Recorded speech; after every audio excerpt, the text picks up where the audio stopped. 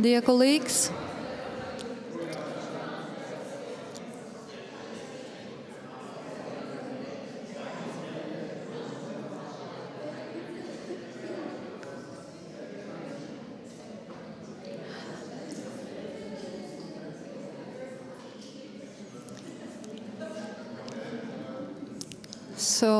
colleagues, we are almost done, but still we have a space for protagonists of actually service learning movement, the students. During this story, the history of global symposia, they always have their voices, but in this symposium they have a special place for them. But it's not only about this panel session, but it's also about students' global symposium that took place 3 weeks ago, I hope. Time is a little bit different now. So, and I am happy, first of all, to welcome our keynote speaker, one more keynote speaker, our good friend of our hub, the professor of Matej Bell University in Banska Bystrica, Slovakia, Elżbieta Gregorowa-Brozmanova, and active participant of research group in the European Association of Service Learning in Higher Education. So, please, Betka, floor is yours.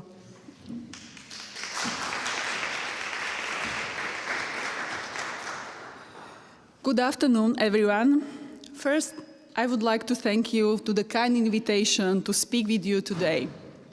It's both an honor and a joy to join this gathering of educators, students, and I believe that we have here also some community members and partners who share a deep commitment to support a more peaceful, just, and hopeful world. As we had a chance also to listen today to amazing presentations, this is really a group of educators that are compassionate, that share the common values. The title of my lecture, Students Nourishing Peace and Hope, remind us that universities are not only places where knowledge is transmitted, but also when human and democratic values are cultivated. In a time when we are experiencing fragmentation and polarization in our society and an unpredictable, rapidly changing world, we are called to rethink what it means to educate for democracy, compassion, and collective responsibility. This is also very present, as we heard, in Global Compact on Education called by Pope Francis to renew education for a more inclusive and fraternal world. Service learning, as many of us know, is an educational strategy and a civic practice. One that invites students to step beyond the classroom and engage directly with the real, complex, and many times also challenging issues in our communities. Through that engagement, they begin to see themselves not just as learners, but as co-creators of change, as young leaders capable of transforming both their environment, but also themselves. After my presentation, we will listen to the students' voices about service learning. Before they begin with reflections, I would like to explore with you how service learning can become a space, a tool for cultivating peace and hope.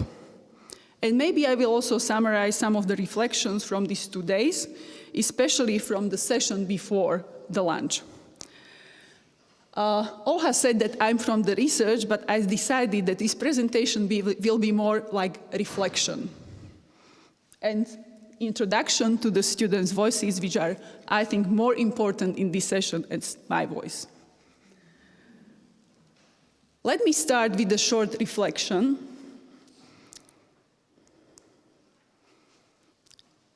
When you think of a hope and peace today, what image comes to your mind?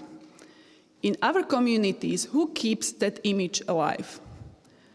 Please, close your eyes, take a moment, hold that image in your hand.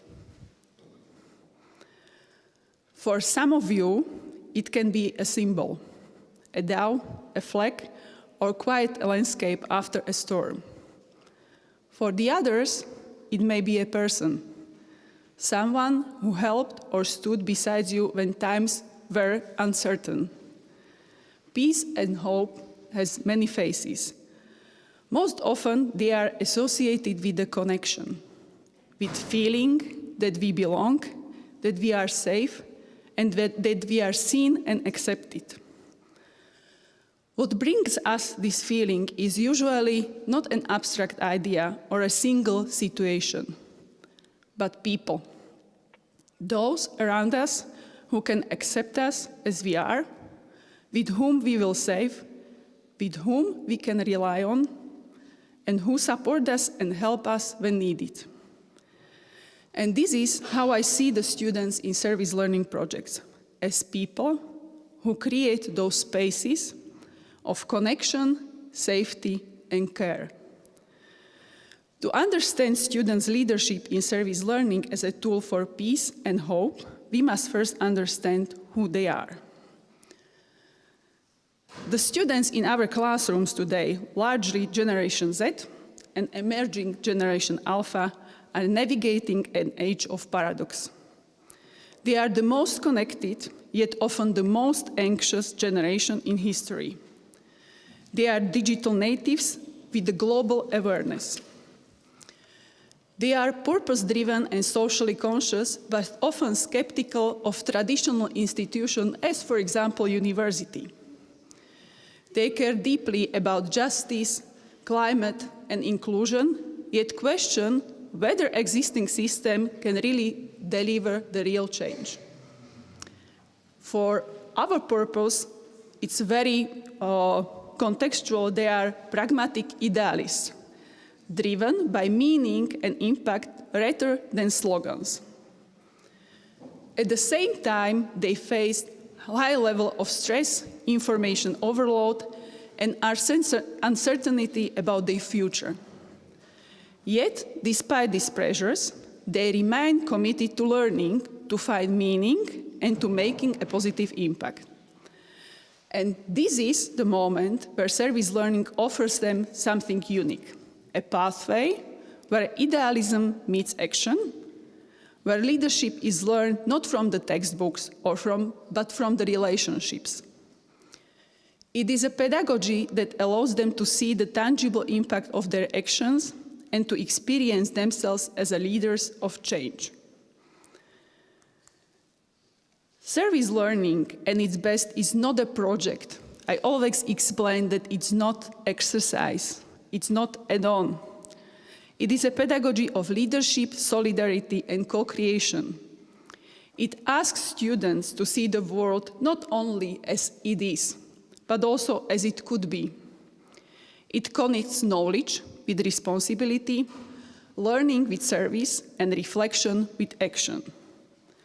Most importantly, it transformed the student's role from recipient to the teaching to leaders in transformation. Modern leadership, especially in civic context in which we are, is no longer top-down or authority-based. It's relational, collective, emergent. It arises through collaboration, dialogue, and shared purpose. In service learning, leadership grows from trust, empathy, and co-creation with community partners. Research shows that students develop leadership capacities when three elements converge: trust, built through genuine partnership; reflection, guided by mentors who help students find meaning, and shared responsibility where students co-design projects and decisions. These are the conditions in which leadership becomes transformative, when it is grounded in self-awareness, authenticity, collaboration, shared vision, respect for others, and a sense of social responsibility. From research and practice, we can see several pathways through which service learning supports students' leadership. First, encountering the real-world complexity. Students face authentic community challenges, situations that demand judgment, negotiation, and moral courage. Second, structured reflection and inquiry. Reflection allows them to examine assumptions, explore power relations, and reframe their roles as helpers to co-learners and co-leaders. Third, shared responsibility and co-design. When students take part in planning and decision-making with community partners, they gain ownership and agency. Fourth, trust and partnership. Leadership emerged when students, teachers, and communities share vulnerability and authority. And last one, mentorship and sustained engagement. Over time, supported by mentors and peers, students witness the consequences of their actions and grow in wisdom and confidence. Through these processes, leadership becomes not a title, but a practice, an act of care, courage, and collective responsibility. When we look back at our students' profile at the beginning, the fit becomes clear. The skepticism towards institutions demands authenticity. Their longing for purpose requires genuine engagement. Their stress and anxiety call for supportive, reflective structures. Their pragmatic idealism becomes a strength. They hold both vision and realism. And their digital fluency opens new possibilities for civic innovation and storytelling. In short, service learning answers their generational questions. How can we learn in a way that matters? This brings us to the crucial question: what is then the purpose of the university in our time? In a world facing polarization, misinformation, and moral fatigue, universities must be more than factories of creditorials. They must be places where peace and hope are practiced daily. They are called to educate civic-minded professionals, graduates, who combine competence and compassion. As Bringel and Steinberg remind us, such graduates are those who not only have the ability, but also desire to work with others for the common good. This also means reminding higher education as not only a pathway to employment, but a preparation for citizenship. Not only about knowing, but about caring and acting. Not only about individual success, but about collective well-being. As UNESCO report, Reminding Our Futures Together remind us, education must be redefined as a social contract, one that fosters peace, justice, and sustainability. This new contract must be grounded in the human rights, social justice, respect for life, and cultural diversity, as sustained by an ethic of care, reciprocity, and solidarity. Service learning is one of the few pedagogies that really operationalized this vision, turning values in practice and learning into shared responsibility. Let us return to the heart of our topic. Peace and hope are often treated as outcomes, something we might reach after a long process. But in education, there are also methods, the way of teaching, learning, and being. When students engage in service learning, they are already practicing peace. When they listen to someone whose experience differs from their own. When they build trust across the boundaries. When they reflect on injustice without turning away. And when they choose compassion over indifference. And they are already nurturing hope when they act, even in small ways, to improve lives, when they connect their studies to community well-being, and when they believe that they can make a difference. Let me end with a short story, then bring this all together. These are the messages from people living in the prison, individuals with whom our university students worked over an academic year as a part of several service learning courses. At the end of the semester, we evaluated the cooperation, and the prisoners wrote the messages to the students. They are in Slovak language, so you don't understand what is written, I know. And they are different messages. But I will translate one of them that resonates with me deeply, and that is a translation. I have a hope to change my life. That sentence, written in the simple words, captures the essence of what education and especially service learning can do. It reminds us that the hope is not a theory, but relationship. It grows when people are seen, trusted, and believed in. Thank you very much for your attention, and I would like to.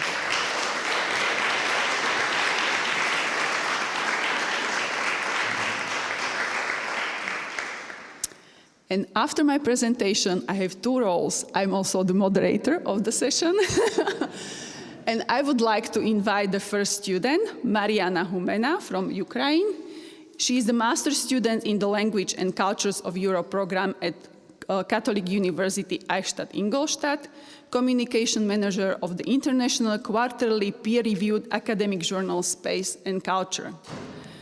She completed bachelor's degree in cultural studies in the Ukraine Catholic University, and she was also Erasmus Plus exchange student at this university. Please, floor is yours.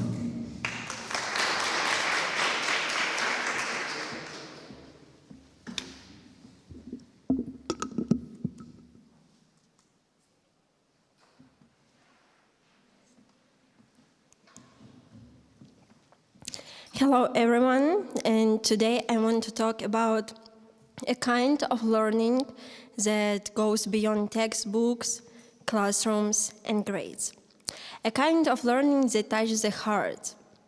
Learning that teaches us not only to think, but to feel, to empathize, and to act. It teaches us to see not those who need help, but with whom we can grow together. Service learning. Learning through real people, stories, and challenges. From the online student service learning symposium through real stories shared by students from different countries who are actively participating in service learning, I identified several key impacts of service learning. The first one, service learning as a meeting with reality. We think we are going to help others, but in fact, we learn from them, said Palestinian student Mirai Shahin during the online service learning symposium. Growing up in a place where basic rights are not always guaranteed, where education and health care can be fragile, one can still see. Service is not about pity and it's not about charity, it's about humanity, about equality in the face of hardship and hope. When we serve, we do not only give, but we also receive. We receive lessons of compassion and trust in the power of community. Service learning teaches us to see people and not to categorize. And this is first and the most important impact, the ability to feel and to understand another person. Service learning as a space for dialogue and diversity. Another Palestinian student, Shahat Marakah, shared, I was in conversation with youth from different countries. We talked about marriage, climate, culture. And I realized my view of the world is not the only one. And this is essential. We live in a global world, but that doesn't mean that we always understand each other. Different cultures shape different point of views of responsibility, family, freedom, or dreams. And when students meet in a service learning environment based on respect and openness, something powerful happens. We start listening instead of arguing. We start asking instead of judging. We begin to discover ourselves through others. Because being yourself and think that others have the right to be themselves, it's already an act of peace. Next one, service learning as a path to action, not just ideas. People don't learn from ideas floating in the air. They learn from what they can see, feel, and do, said Marjole Ganiga-Kusan, students from the Philippines. And service learning is not about imagining how we can save the world. It's about small actions here and now that create real change. Sometimes we think that to change the world we need huge resources. But in reality, a small conversation can change a mindset. A small action can change a community. And a small sense of confidence can change a person. Service learning and ethical thinking. Students from the Christ University in India created an AI model to track everyday cost. Just a project, right? But at the same time, the users can track carbon emissions. They help more than 120 people to see what is usually invisible. Energy use, the impact of emails, dairy consumption habits. And the true result was not only a 40% reduction in energy use. The real result was a shift in awareness. We didn't just build an app, we built a new way of seeing the world, shared students. So service learning teach future developers to notice the ethical dimensions of their work. Not only how something works, but why and for whom. Service learning and mental and spiritual well-being. In the world where anxiety and exhaustion are growing, service learning helps students to get something that traditional academic learning always cannot. A sense of meaning, a sense of belonging, a sense that life matters because we have the ability to make a difference. And when a student sees that their action improves someone's life, even just a little bit, they feel, I can be helpful, I have value, and I'm not just a participant in the world, I am a creator of it. And that becomes one of the best ways to fill the emptiness that we sometimes carry inside of us. So in the end, I would like to say that service learning, it's not just a program. It's a way of seeing life, and it's a chance to find yourself through serving others. Someone became braver. Someone learned to listen. Someone felt part of a global community, and someone found meaning in their professions. But everyone received more than they gave. We see only a part of the impact that service learning has, the part shared by students who have already taken this path. But the influence does not end with these moments, stories, or reactions. Service learning continues to grow long after a project is over. It lives in choices we make, in the way we speak to others, in how we notice that once seemed invisible. It moves with us into our careers, relations, jobs, communities, and in our way of being in this world. And maybe we cannot change the world at once, but we can change the space around us. We can be the beginning of the wave that one day becomes the start of a great story that will have a big impact on our future. Thank you so much.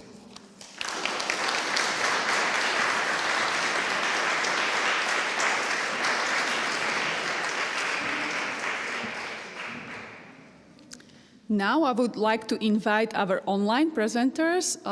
We have a video, but let me introduce him. Bakashaba Mark is a Ugandan student, born now it's in the final year of diploma in medical laboratory technology at the University of Kisubi. He is the emeritus president of the Service Learning Club, representative for students with special needs, and co-founder of the Child Race Initiative and community project promoting inclusivity and empowering young people through education.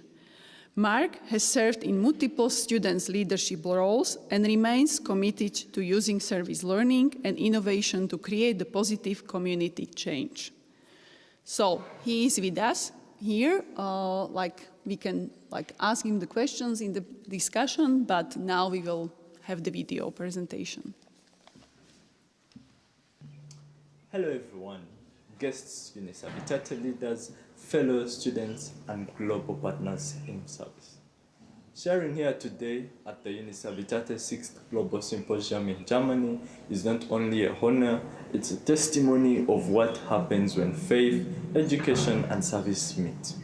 My name is Bakashaba Mark, a student of the University of Kisubi in Uganda, and today I speak on behalf of students who have lived the story of service learning not as a concept but as a transformative journey. Our topic sparked from a honest question: what did we struggle with? And indeed, we struggled, but through those struggles, we found resilience, we found purpose, and we discovered that true learning begins where comfort ends. Our journey in service learning was a beautiful yet demanding one. As students, one of our greatest struggles was self-expression. Many of us had impactful ideas, but we found it hard to articulate them in ways that could inspire action or attract support. We also struggled with balancing academics and service. The demands of our coursework often collided with project activities. There were times we had to choose between a lecture and a community visit, and neither choice came easy. Another challenge was communication gaps. Missed messages, delayed updates, and sometimes even misunderstandings that slowed progress. We were also challenged by resource limitations. We often had passion but lacked the manpower, funds, and materials to keep community projects going sustainably. Some of our projects were implemented in challenging contexts, including post-conflict or war-affected areas, which made follow-up difficult and emotionally draining. We faced self-doubt, fear of failure, and commitment struggles as students juggled multiple responsibilities. At times, even partner institutions experienced leadership changes, meaning we had to rebuild trust and re-establish working relationships. Yet, through it all, something powerful happened. We discovered resilience. We didn't just survive these challenges, we grew through them. We learned the power of teamwork. When one person was weak, another stood strong. We learned the importance of communication, not just talking, but listening, understanding, and responding with empathy. We learned to be creative and flexible. When resources were few, we turned to innovation. When time was short, we planned better. When things went wrong, we learned patience, and patience became our quiet strength. And in all of this, we found our greatest lesson, that service learning is not about perfection, it's about persistence. From this journey, we drew lessons that have shaped our worldview. We learned that real learning begins outside the classroom. Theories only became meaningful when they met the real needs of people. We learned adaptability, empathy, and resilience, skills that no textbook can teach. We learned to engage in dialogue, to listen before acting, and to see every community member as a teacher. We learned that faith and service go hand in hand. That true education is not about information, but about transformation of both mind and heart. Allow me to share a real example from my experience. The Child's Race Initiative, a project close to my heart. In Chegegwa district, Uganda, we engaged children who had little or no access in quality education or to quality education. Instead of walking away, we chose to act. We built the Child's Race Initiative, a self-sustaining project offering free education, mentorship, and life skills to underprivileged children aged 4 to 18. This initiative taught us what true sustainability means. It wasn't about the money, it was about commitment, creativity, and community ownership. We worked with local volunteers, used available resources, and empowered the children to become agents of their own change. Today, that project continues to thrive, not because we had much, but because we gave our best. It stands as a living example of how service learning can plant seeds of transformation that grow far beyond the classroom. As I share here at this global symposium among global changemakers, I am deeply reminded that our struggles were not in vain.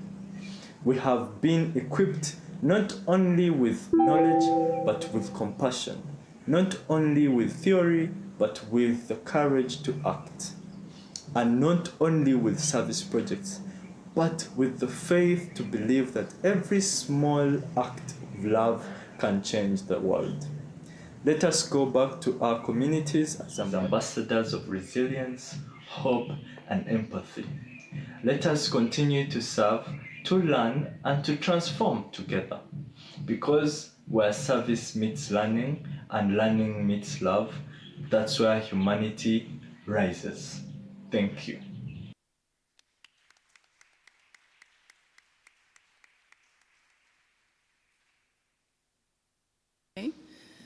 The last presenter today is Veronika Pircher. Is a master's student in psychology at Catholic University Eichstätt-Ingolstadt with a focus on clinical psychology and neuroscience. She is with us like whole days, I have the feeling.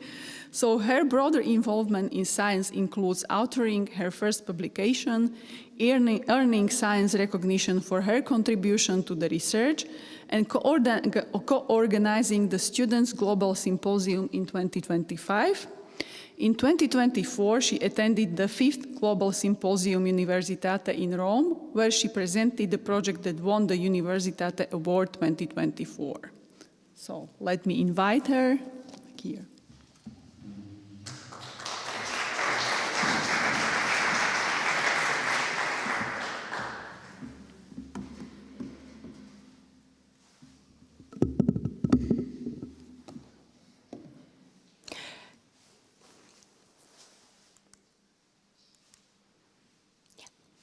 Good afternoon, everyone.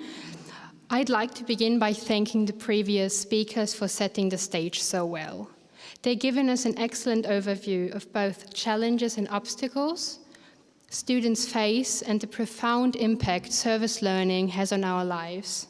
My presentation aims to connect these two topics. I want to use students' data to explore this exact duality. We'll see how the challenges and the value are linked. And based on the data, I'd like to share some creation that we made and just have some student suggestions for improvement. I hope to contribute to our shared discussion on a data-driven path from challenge to impact.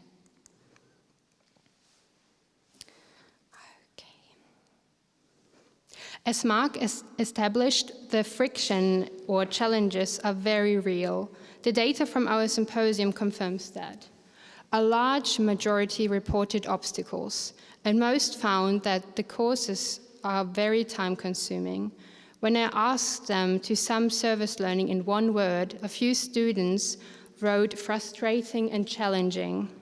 However, the data also shows a duality. This high friction is matched by high value. Practical relevance and collaboration were top-cited benefits, and most students described their experiences as fulfilling and empowering. Our shared opportunity, therefore, is to address the friction we just heard about, to make this value even more accessible and impactful. The data suggests challenges can begin early. When asked about the beginning phase, the top answer was a need for better organization. This aligns with what students felt they were missing most at the start: expertise. It was ranked number 1 when it comes to missing resources. So it's not surprising their top recommendation for their peers was better introduction. This combination of findings indicates a need for more structured tools and guidance as students begin their projects. The data on communication was very consistent. Communication was named the number 1 personal obstacle students face. When asked how to improve teamwork, better communication and clear roles were top-rated answers. And when looking at community partners, the most helpful feedback would have been clearer expectations and the communication of those. This suggests that the challenge may not be personal, but structural. We seem to be missing a reliable process for these interactions. The feedback points to a need to formalize these crucial conversations at the start. We also have clear data on the learning component. When asked how to better connect the coursework with service learning, practical examples received the highest rating. Joint reflection was also rated highly. Theoretical foundations scored lowest. This suggests that students feel the theory is in place, but they see the most room for improvement in applying that theory and in processing their experiences through structural reflection. Finally, let's look at the workload and impact. A significant majority found the course more time-consuming than when compared to a traditional course. At the same time, the highest rated factor for ensuring sustainable community impact was long-term planning. These 2 points might be related. Our one-and-done project model may be inefficient, which could add to the high workload while limiting the long-term impact for partners. So, I'd like to synthesize these 4 findings into 3 core areas. First, we have an onboarding and application challenge, a structural communication challenge, and third, a sustainability workload challenge. To address these 3 areas, I'd like to now propose 3 constructive strategies for our discussion. My first recommendation targets the onboarding opportunity. It's what I call the service learning toolkit. This would be a how-to guide for students. It would provide practical front-loaded workshops on project management and communication, along with a resource hub with the templates and case studies. This directly addresses the feedback for expertise and better introduction students wanted or missed. My second recommendation for the communication challenge is a formal project start. This isn't a specific tool, but a process.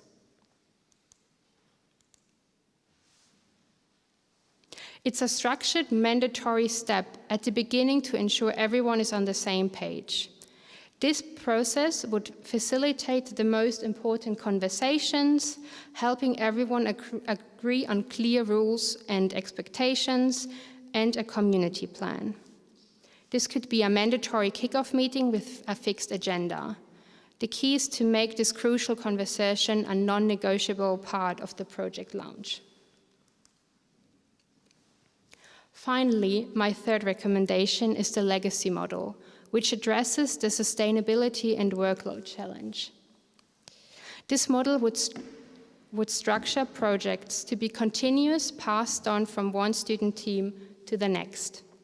This creates the long-term planning that students rated as the top factor for impact. It also makes the high workload more efficient, and a new team wouldn't have to start from scratch.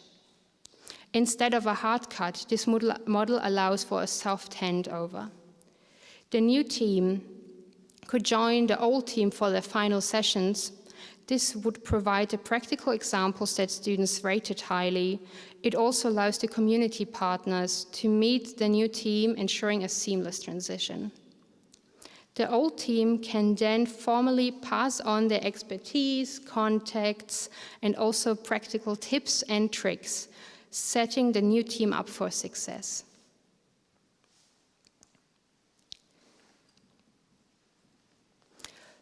As we collaborate on improving these structures, we should remember the advice current students gave to their peers. This advice highlights communication, action, and resilience. It also highlights a personal tool: be kind to yourself. Our collective goal should be to provide a structure that supports students so they can learn these valuable lessons with a little less frustration. And with that being said, I want to say thank you very much for your time and attention. So thank you. And also, just before I forget it, thank you to all the students who participated in the questionnaire so I could present you these results. Thank you very much.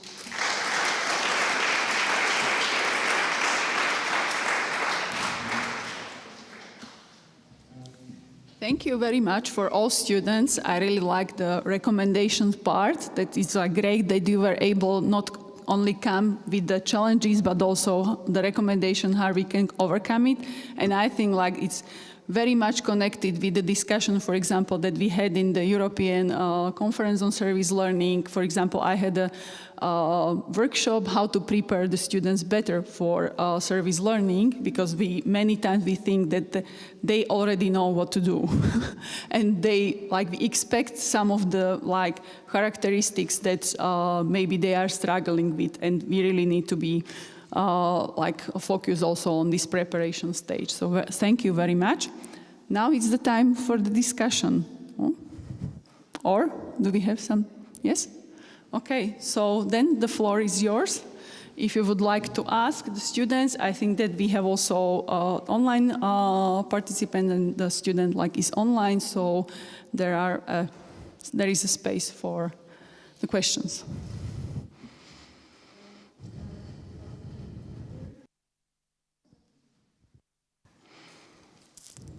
Yes? No? Yeah. Okay. You are thinking about questions, of course, and I will just have some small explanation or introduction that on 23rd of October we managed to host an online Students Global Symposium. And actually I will a little bit discover for publicity how it was. The idea came, as was presented by Betka. It's really during the last Global Symposium in Rome, where Verona took place and Mark took place as well. And they just decided that why shouldn't we do something the same but for students? Of course, it's quite consuming, but to do it online, it's possible. So that is why we decided to do it online this year, the first Students Global Symposium. And I'm honored to say that we had around 300 students registered from 37 countries. We had around 20 speakers, only student speakers. And I would say that among the registered students, almost half of them indicated that they have never participated in service learning projects. What it gives for us, it gives for us an understanding that the service learning is still necessary for students. They are interested in it. So probably the academia should move to this direction to meet the expectations of students. So we have really space for development. Even for those who registered, they said, no, we didn't participate so far. And yes, we have a lot of people who wanted to contribute, and I'm really grateful for that. And so probably next year, I don't know who will be hosting, if the idea will kept for next year, but it's a really good idea, I think. And our main topics was about the impact of service learning on the lives of students, professional lives, personal life, mental being, spiritual wellness, about the challenges, perspective of students, which challenges they meet during the implementation of service learning, and what can be improved, the perspective of students as well, what can be improved. And I am grateful to my co-moderators, Mariana, Mark, and Verona, who summarized very good the ideas, both their visions, but they also summarized the idea of other speakers in these 3 blocks, about the impact, about the challenges, and about what can be changed. And Verona also did,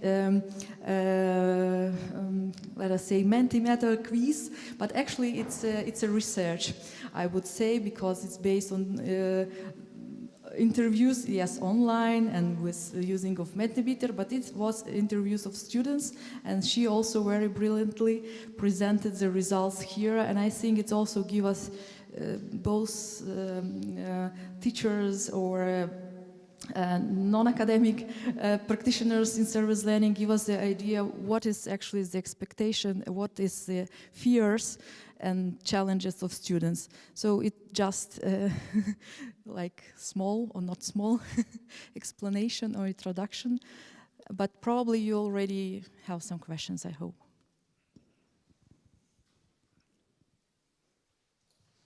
Father Pius. Thank you and congratulations. It was great listening to you from the other side. Means I won't say that there is no, what do you call a very powerful kind of segregation between teachers and students. We are the same community. But since one of you mentioned about AI, no, Christ University, it is from Bangalore, they have made, exactly it was not clear to me, what did they make? And you answered. So my question is not related with that. My question is, what do you think of the AI future? I'm not talking about the machine learning, chat, GPT, those kind of things. They will go on. But the other side, that is general AI, which is powerful enough to define human nature and singularity, what they call singularity. Okay? So people of our generation, I'm an old man, no, the grandfather of AI, Jeffrey Hinkins, and all those people, no? Yuval Harari and Roger Penrose, they're all worried. They're all worried about future AI or AI future. Okay, because any moment singularity will take place. People say that 1 year, 2 years, 10 years, we do not know. So what do you think about that? When you think about service learning, do you think about AI, the AI future? Because the AI-induced brain overpowering the organic brain, means our brain. Do you think about that? How do you visualize that concern? Yeah, thank you very much for your question. I think AI is a very powerful tool. I think we can use it to enhance service learning. I think it can help us to maybe improve the way we work. It can make us faster. It can make us help more people. But it will never be able to change that we need human connection. It will never be a tool we can't just say, okay, we don't need humans anymore. We will always need human and human connections, and I don't think AI will ever be able to just represent what humans can give each other.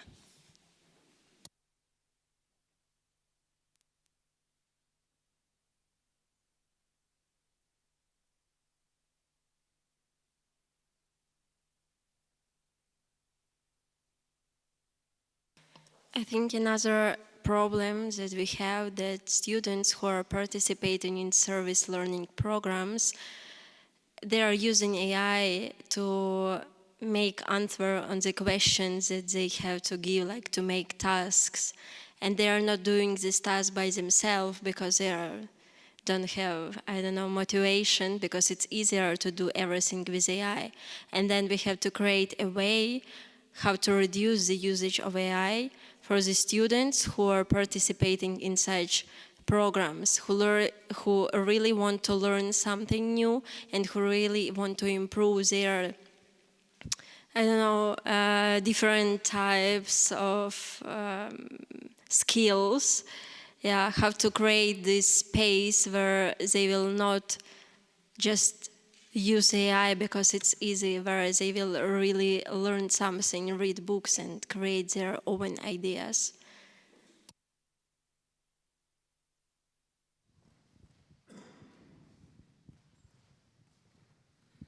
Servus, hi everyone. It's really nice to see my student.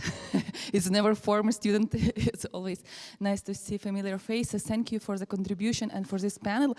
I am now thinking, have I done enough according to my courses and this organizing? Because, you know, with service learning, it's so much flexibility because you kind of don't know how it will go. And it's interesting to hear that you still have to give some frame. So I'm now in frustration. But my question is about reflection. So we also know that in service learning, we need to have this reflection. And how, for you, for your perspective, what kind of format of this reflection is the best? It's written reflection, it's public reflection, it's audio podcast formats, and how many reflections should be in the course for one semester? Thank you. I can start again. Thank you for the question. I think that always depends on the group you're working with. I think I would maybe just ask them how they feel about it. For me personally, I like to talk to people because when I talk to people, I see different opinions. And sometimes it's like, oh, I never thought about that. I'm so glad you said that, you brought it up, because now I feel like I feel the same. And now I know maybe that you feel the same as well, and also gives us some kind of connection. So I personally like to speak to people just in a small group, for example, and just maybe ask them, you could do like a meet up every few weeks and just ask how you're doing. Is there anything that's troubling you? Is there anything you would want me to change, or how we can improve this? Is also everything going well with the community partners so they feel seen and heard? But I think at the end of the day, it's always, I mean, some people might feel more comfortable just writing it down. Some people will probably feel more comfortable not talking about it at all. So I think I would just ask them how they feel about it and then give them the space to reflect on certain things.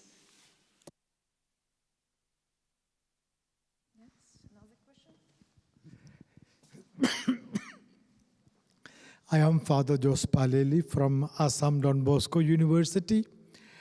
I want to ask you a frank question. How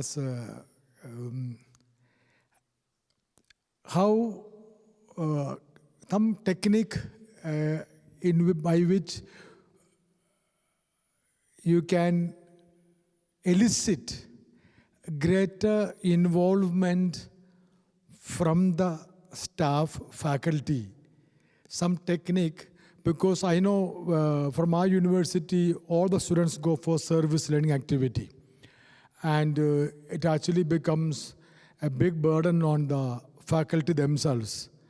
They will have 30, 40, some places 60 students need to be mentored, and the teachers express certain tiredness. From your point of view, what techniques could I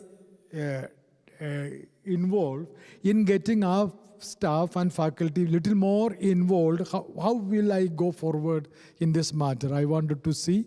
So the service learning will be truly a more vibrant in our institution.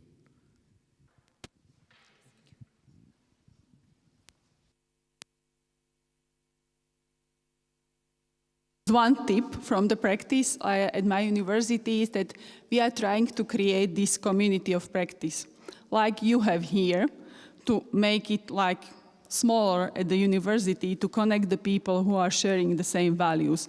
There was a discussion yesterday, I remember after one presentation at the university where service learning is a must for students. And we were discussing if this is the way to force people, like staff also at the university, to do the service learning projects. I believe that this is not the way that can sustain or can be motivational for people, because I believe that the service learning is not like suitable for every student and also not every teacher. So I think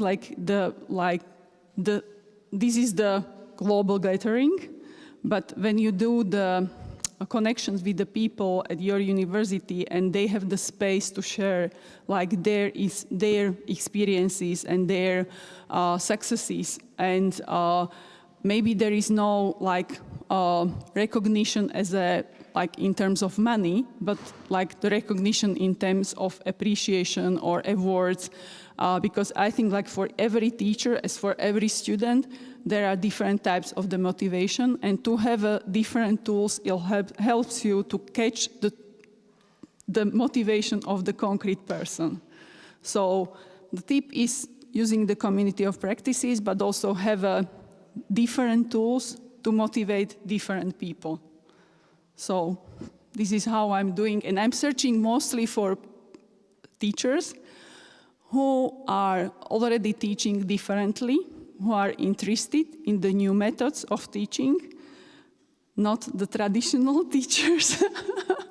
And I do not push people or I do not persuade people, I just like motivate them. Can I maybe just add one little thing? Thank you. I think what also could be a powerful way of doing it if we connect universities more within each other. So we have maybe, like if you have online classes, it doesn't really matter where you are. I mean, except for time zones. But maybe we can, or universities can connect more with each other. So we could, maybe some universities don't have enough students in certain courses, but other universities have way too many students. And by creating maybe a course with multiple universities, we have more exchange between people, which is always really exciting for our students. But we also have the possibility to give more people the opportunity to participate in service learning. Hi. As a faculty and administrator, it's refreshing to hear the point of view of students. And because in our university, we have not yet gone to the extent of tracking our alumni in terms of their service learning engagement, I'd like to hear from the students, both online and on-site, if how much of what you've learned in terms of engaging in service learning do you carry with you after graduation, or does it end with the school?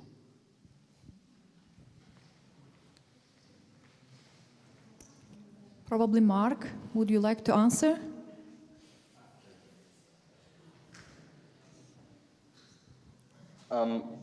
Yes, I hope I'm audible enough.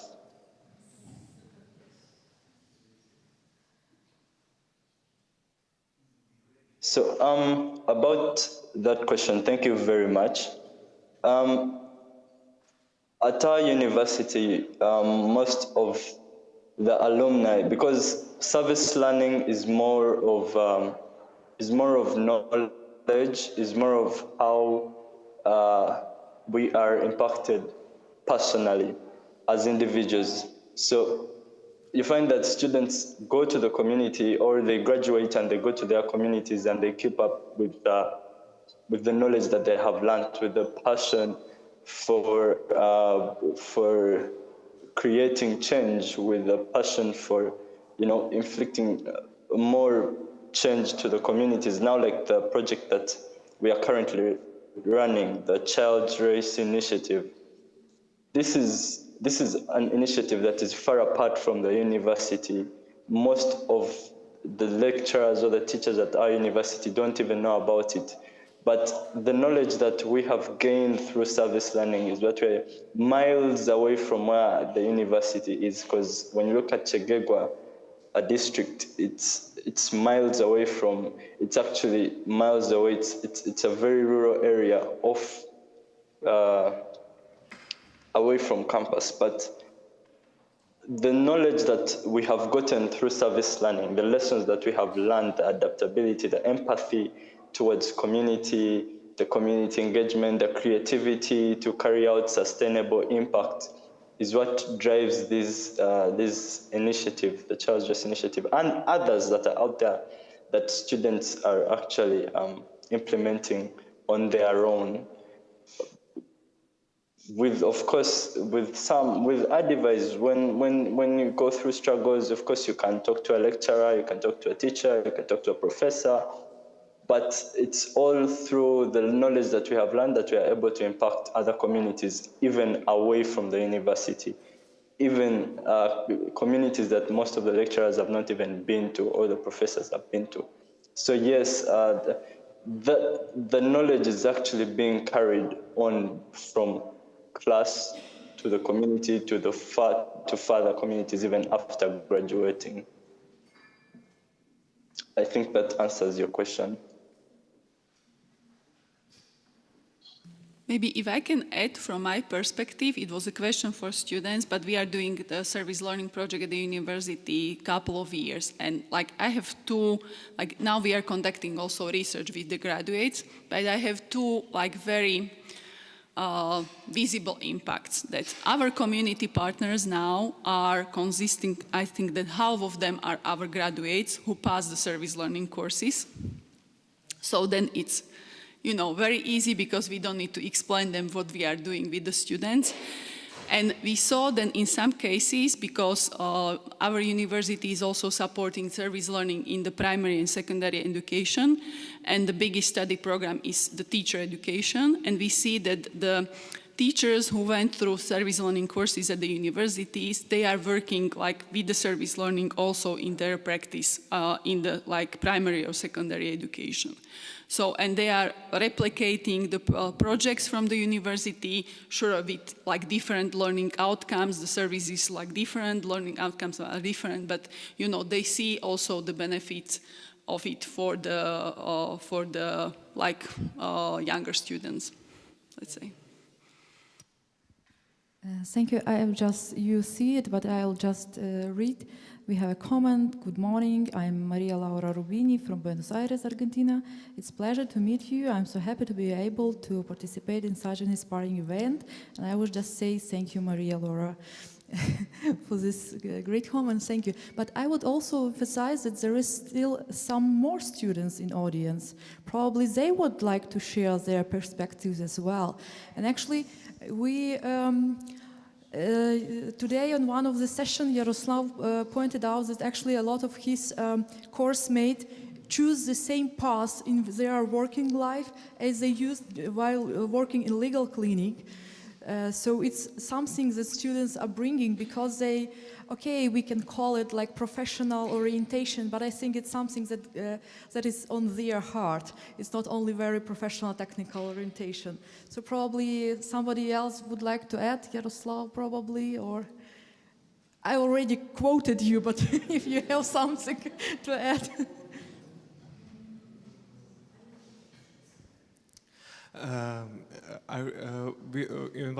In our session we talked about impact that service learning can do, and in an example of our legal clinic I mentioned that a lot of students chooses to work in this field to protect human rights, and especially the rights of our veterans and people affected by the war, or just work in the sphere of human rights protections or protections of different kinds of people. But even if they choose different field like business law, IT law, the pro bono help, the voluntary help must be something very important for them and something that they carry through their careers. And I also believe that something that must differentiate professionals coming from Catholic University is these values that service learning can teach and which they can get through service learning. And maybe I'd love to ask you, you mentioned that service learning is not for every teacher, not for every student, but how do you think Catholic universities must involve students to participate more in service learning activities? Because in our case, our legal clinic is a mandatory course, and we see that we give this opportunity to everyone, and it reflects really through all of us. So how do you think we must involve more students to participate? Now I will step as a researcher. Research shows that when the service learning is mandatory, it has a bigger impact as when it is optional. So I believe that in some cases it should be also mandatory, because there is a group of the students who will never experience such an experience when it's not obligatory. So because of the maybe different values, or but then there are a lot of risks, and we should count with the risks if the students don't want to participate, because it's not as I said, it's not the exercise, and who should we take care are the community partners. So then if we want to make the impact to the community partners, and we are sending students who don't want to be sent and don't want to participate, we should be aware of this risk, how they will behave, and what are the consequences of this. So then, take into account these risks, and to prevent it, it can work for every student at the university. And I think that Catholic universities are maybe a little bit different. I'm not from the Catholic university, and also it's the condition. I believe that the service learning can be mandatory when every stakeholder is prepared for it. When it's not, when there are no conditions at the university in terms of the teacher knows how to do it, they believe in it, it's not the exercise for them, again, the students and the community partners, then it can be mandatory and for every student. But otherwise, there are a lot of risks. Any other questions? I have a question to all students, not only those sitting here. Just imagine you are participating in several service learning courses.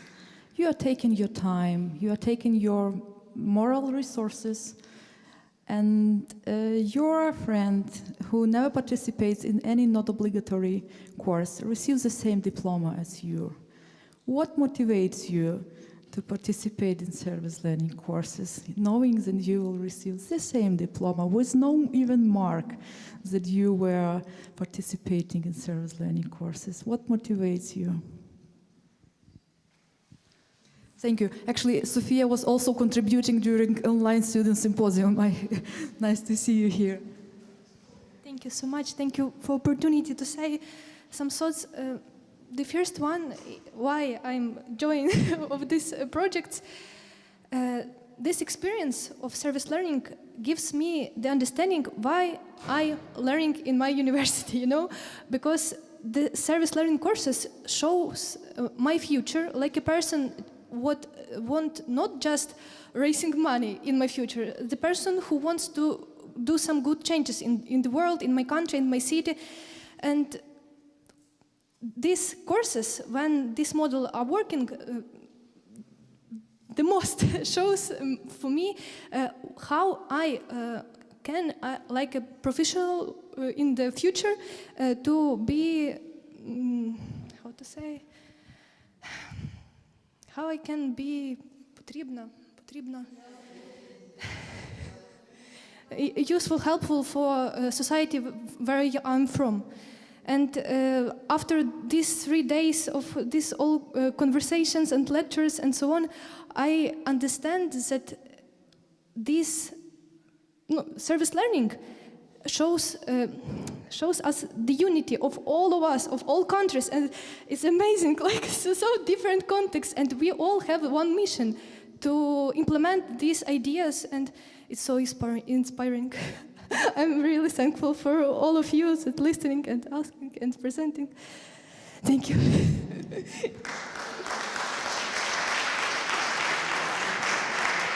Thank you, Sofia. I'm also grateful for your contribution to online global symposium. Another student, actually.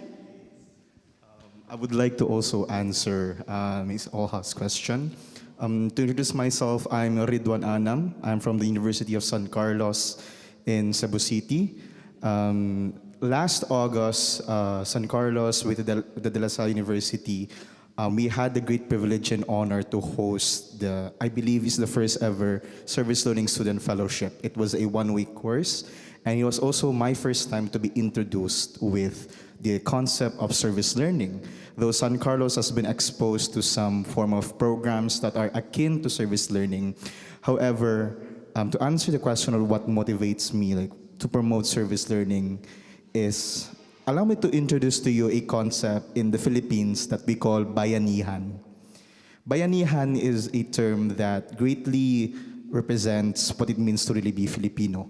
That is to be looking out to your fellow countrymen, to your fellow country people.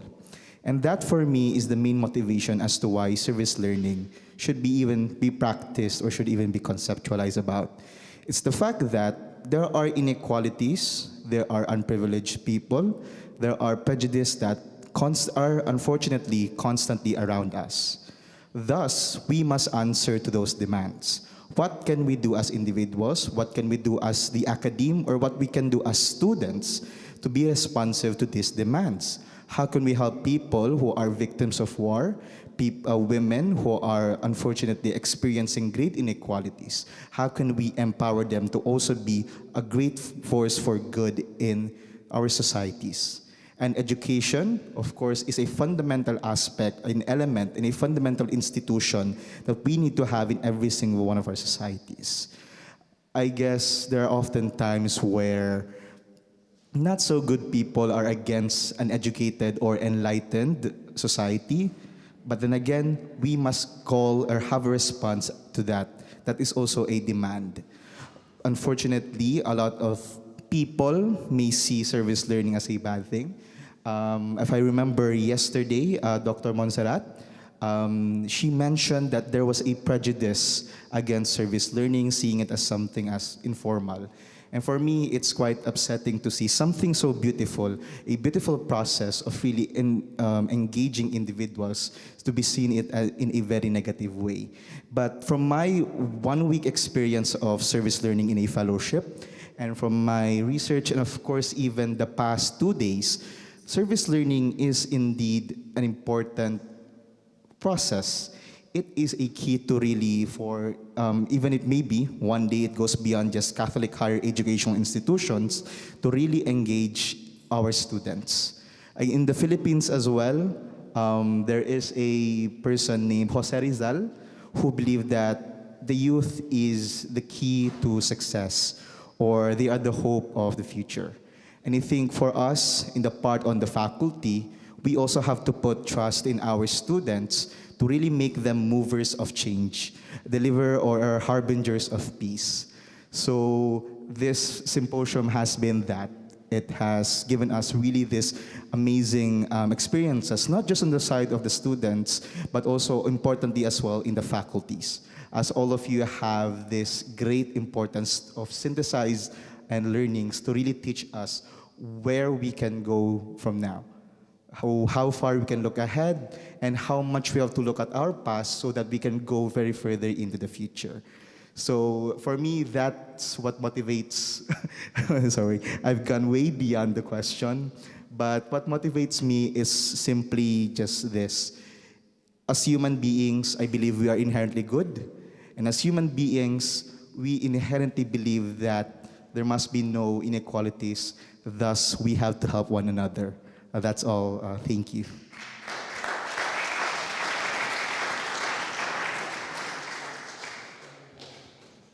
Any other questions?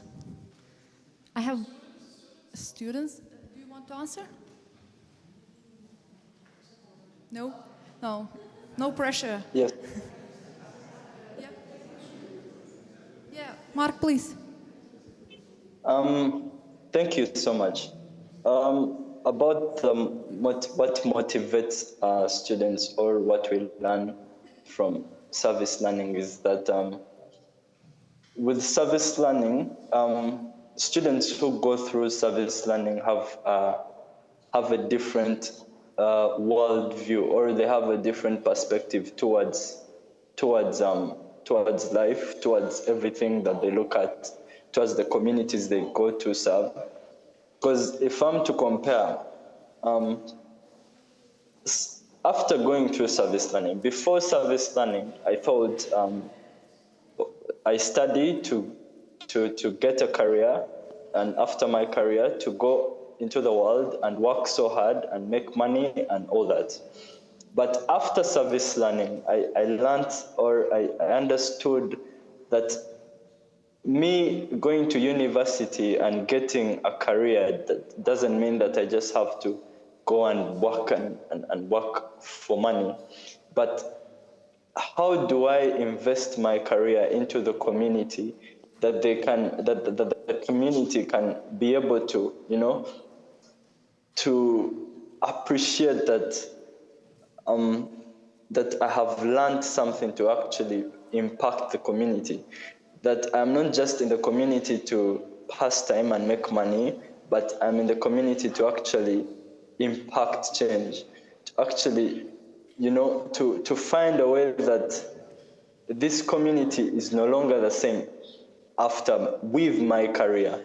Now I'm doing a diploma in medical laboratory, and I'm in my final year. But most of my friends look at, we are leaving campus and we are going to go and maybe do a bachelor's degree, then get a job.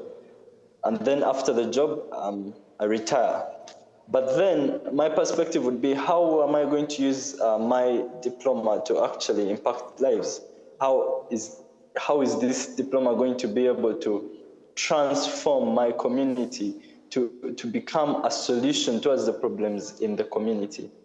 And also not only to be part of the solution, but to also inspire more solutions in the community, that it does not only end with me, but with everyone else together. Yeah, thank you. Thank you, Mark. Simone, you wanted to ask? Yes, thank you very much. We have heard so many motivated things. It warmed my heart still again. But one thing, I was alarmed. Verona, when you told us there are 90% who said, oh, it's very time-consuming, the service learning, and the students say, and as I am as a lecturer say it as well, it's very time-consuming to do a service learning. And then I have the question, first of all, should we do some politics, or should we do more politics for crediting this service learning thing? This is the first. I think there is no answer, but you maybe can give it. And the second one is, I think, here, the people who are here, they are burning for service learning. And I am afraid it could be turns in to burn out sometimes, because it's really exhausting. And thinking about to connect to this morning to spirituality, there is always actio et contemplatio, and the contemplatio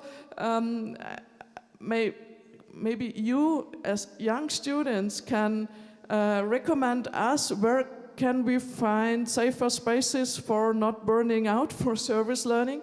Because I think among us teachers, it's very high to burn out. So, and I want to hear your advice, what we can do and what we can advise the other students not to burn out. Thanks.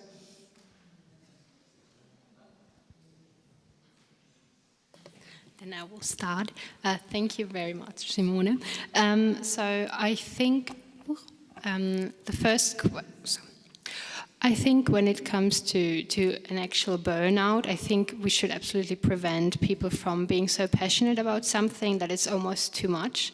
And I think therefore we got the question before of how much reflection we need. And I think this is a powerful tool to really just ask them if it's too much right now. Is it, how are you feeling? Is it, but also give them the possibility to just say, I need to maybe step back this week. Maybe I just can't make it to the support because we also don't know what is going on in their lives. Maybe something happened to their family, or they just have a lot of their plate right now, so adding more might not be helpful. And therefore, to kind of go back to the first question, I think it's a really tricky part to credit service learning, because some courses are a lot shorter or a lot less intense than others. So I think it would be important to try to find a good balance, but I don't really have an exact way of how we should credit these kind of courses. But maybe we could think about crediting it more than it is right now, because we see most students feel like it's a lot more time consuming. I think only 3 students said it's less time consuming than another course, which is like only like a few people said that. So I think maybe we can think about having a service learning just not for 1 but for 2 semesters, and maybe then crediting them more points. So it's also not just something they have to complete in 1 semester. They have more time in the planning phase, they have more time for introduction, they have more time for all those things they found as crucial parts, and then maybe helping in that way, not only thinking about it as you have to or you can contribute just for 1 semester, but maybe 2 semesters. So it's more like you can kind of reduce the amount of things you want to change in 1 semester. You can have, or you have a full year of changing things. Okay, thank you. And actually, I remember, for example, starting from February, when we with Verona decided how it would be, that we will have a separate online symposium, and then we will have presentation of summaries here, and probably we will have a discussion. We did it.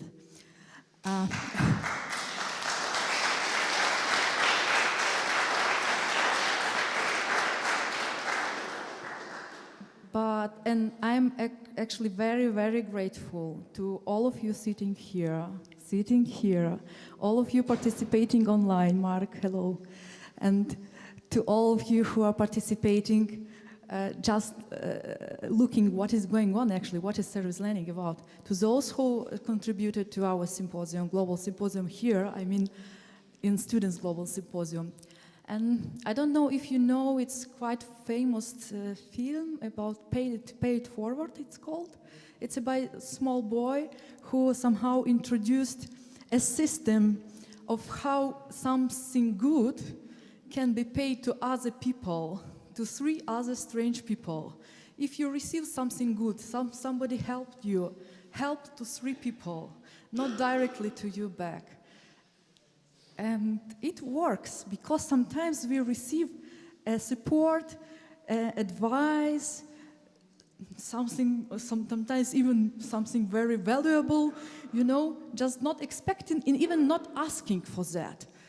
And you know, we had a lot of students who wanted to contribute to symposium. Unfortunately, we need to make a kind of competition, but I am grateful for all of them. And I'm just asking our technicians, move 1 slide forward. Can you move 1 slide forward? To the short video of gratefulness.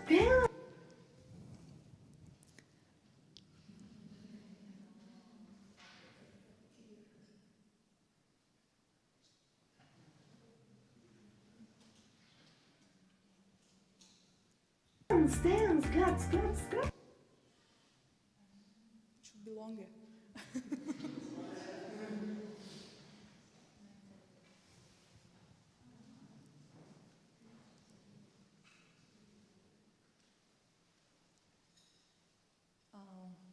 It's a great pity. I just don't want to.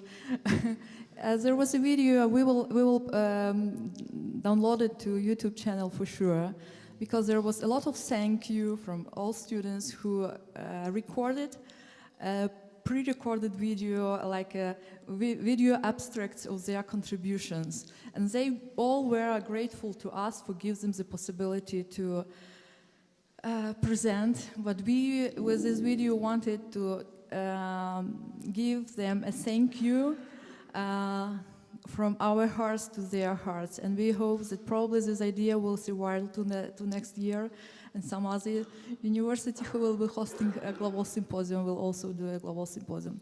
So, nevertheless, we are the most punctual panel session. Have you met? Have you noticed? Now you have a coffee break, but please come back for a closing session.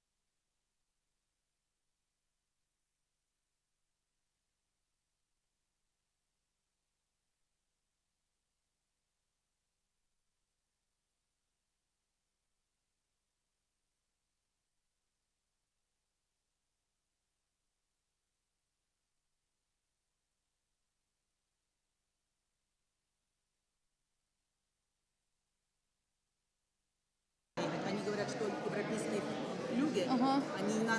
Я думаю, что важно все равно. Я думаю, что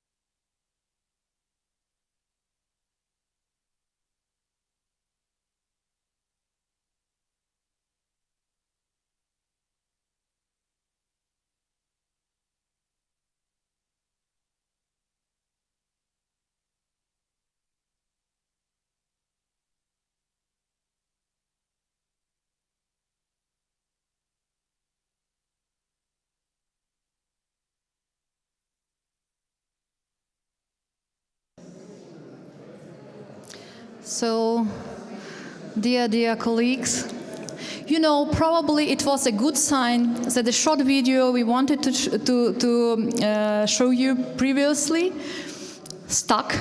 That is why it only 30 seconds. Probably a good idea to start our closing session with being grateful. So please, very short video from our students. Dance, claps. Thank you for your attention. Thank you so much. Thank you for your consideration. Have a great day. Thank you for listening, and I hope my story inspires others to use learning as a bridge between knowledge and humanity. Thank you. Thank you very much. I'm Karen Morris once again, and that is a lightsaber for our given project. Thank you. Muchas gracias. Thank you. Thank you.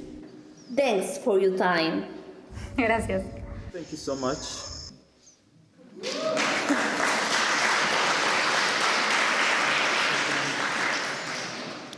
And now from heartwarming to more official part. Dear colleagues, dear friends of the Uniservitate community, as we come to the close of the 6th Global Symposium of Uniservitate, it's time to pause and reflect on what we have experienced together over these days. Moments of learning, dialogue, and shared inspiration that have once again shown us the transformative power of service learning.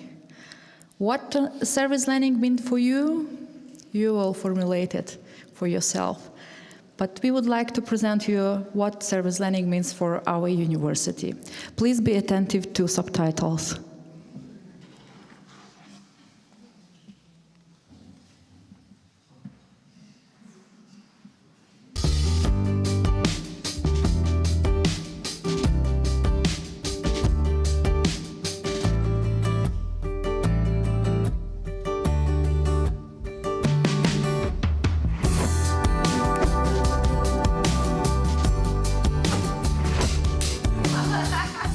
Service Learning bedeutet für mich die Verbindung von Herz, Hand und Kopf. Dass Bildung nicht nur in Seminarräumen stattfindet, sondern mitten in der Gesellschaft. Zusammen lernen und wachsen. Total motivierend. Mit Menschen aus der ganzen Welt zu kommunizieren.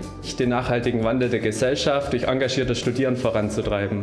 Über den Tellerrand des Studiums zu schauen. Dass die Studierenden ihr bestehendes und neues Wissen nutzen können, um einen direkten Impact in ihrer Region oder auch überregional zu haben.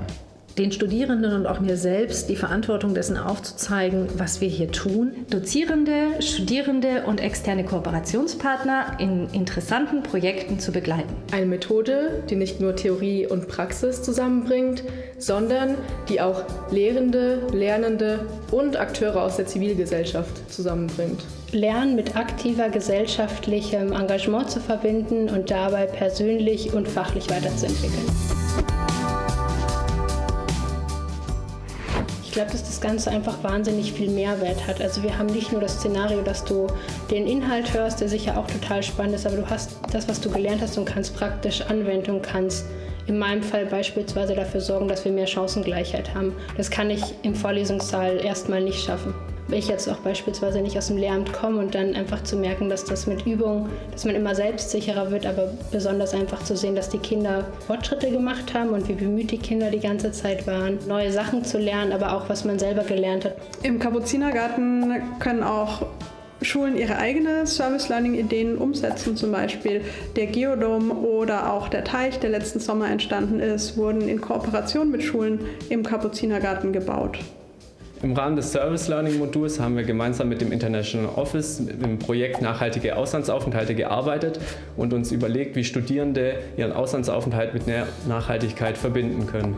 Unser Projekt, das in Perspektive des Service Learnings tatsächlich etwas ungewöhnlich ist, weil es einen historischen Fokus hat, trägt dazu bei, durch die Arbeit der Studierenden an dem historischen Quellenmaterial aktuelle Konflikte, die wir gesellschaftlich sehen, in erinnerungskultureller Perspektive zu thematisieren. Wir haben speziell für ein Gebäude in der Stadt, das aktuell leer steht, wo die Nutzung noch unklar ist, überlegt, wie können wir die Idee eines Seniorenheims oder eines aktiv älter werden Zentrums kombinieren mit, mit einem Coworking Space, mit einem Impact Space haben wir das genannt.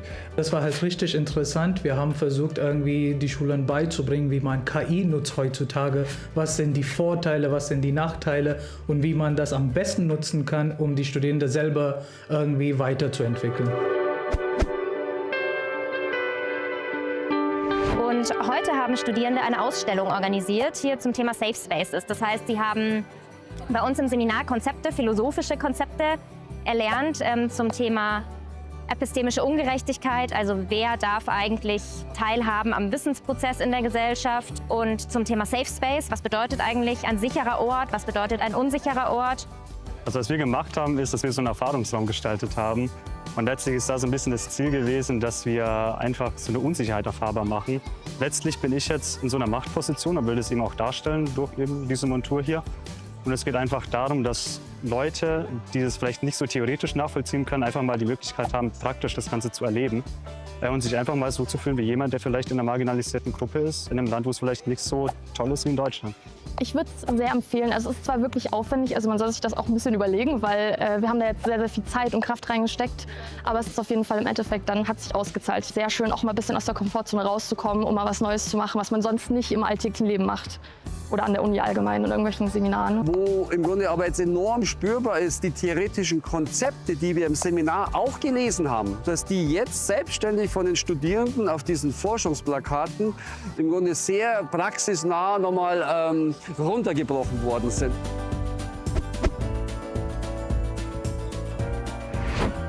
Also die Studierenden sind erstmal nicht so sicher, dass sie das überhaupt können.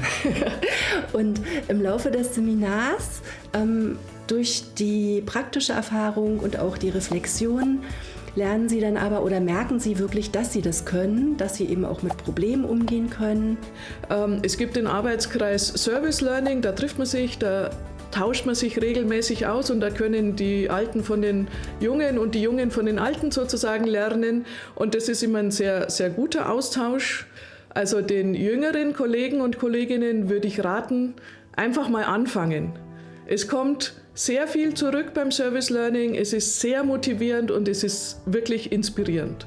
Aus meiner Perspektive kann ich für die Service Learning Stelle gewissermaßen nur werben. Wir haben größte Unterstützung für unser Projekt erfahren und gleichzeitig zeigt es, glaube ich, auch, dass auch Fächer, die vielleicht sich nicht sofort berufen fühlen, sich als Service-Learning-Projekt zu bewerben, durchaus diesen Weg gehen können und da eine sehr interessante und ertragreiche Kooperation erreichen können. Mir gefällt besonders gut, dass Studierende mit einbezogen werden in die Kurskonzeption und dementsprechend ihre eigenen Ideen und Perspektiven einbringen können. Für mich war Service Learning total motivierend, einfach weil Studium etwas sehr ich-zentriertes sein kann und ja, damit einfach viel mehr Perspektive da ist. Wofür ist mein Studium und auch was kann ich später vielleicht im Job machen, was dann in dieselbe Richtung geht. Für uns am Zentrum für Lehrerinnen und Lehrerbildung spielt Service Learning in verschiedenen Aspekten eine wichtige Rolle. Einerseits haben wir internationale Projekte, bei denen wir Partner dabei begleiten, Service Learning kennenzulernen und umzusetzen. Und andererseits tragen wir das Thema auch in die Öffentlichkeit und in die Politik bei verschiedenen Veranstaltungen. Meine Aufgaben an der Katholischen Universität Eichstätt-Ingolstadt ist, internationale Projekte zu koordinieren. Die Service Learning Stelle der KU unterstützt Dozierende und Studierende und externe Projektpartnerinnen und Projektpartner gerne bei der Durchführung und Umsetzung von Service Learning Projekten. Das sind nicht nur einfach irgendwelche sinnlose Theorie, was man lernt, sondern man nutzt das wirklich und man kann auch selber ein bisschen irgendwie besser versuchen zu verstehen, habe ich wirklich was gelernt in den letzten Jahren im Studium oder in Deutschland oder wo auch immer, wo du herkommst. Also an alle Organisationen da draußen, die Herausforderungen haben, die sie gerne lösen möchten, kommen Sie auf uns zu. Wir und unsere Studierenden freuen uns über diese Challenge.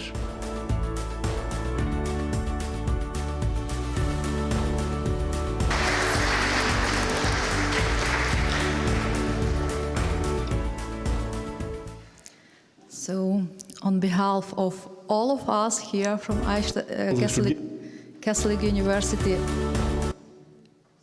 one more, on behalf of all of us from Catholic University Eichstätt-Ingolstadt, we are sending you very sincere gratefulness to each speaker, each contributor, each student, each participant, each community partner, both on-site and online, for being with us during this journey, several days journey, and for staying in the community of Uniservitate. And special thanks goes to CLI's organization, who are our coordinators, and I'm passing the floor to Maria Rosa for closing speech.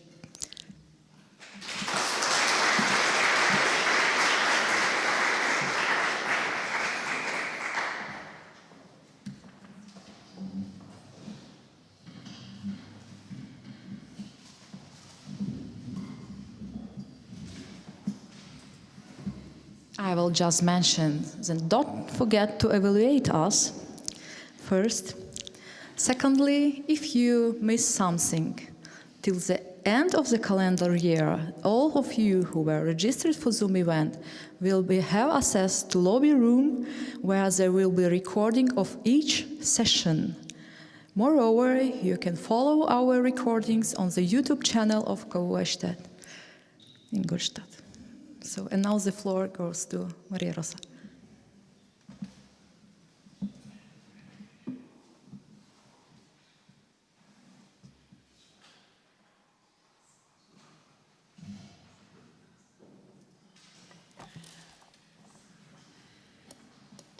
Well, this is the moment for which we have been waiting for, not because we want this to finish, but because it's the moment where we will be able to go to keep lightening our universities, our communities.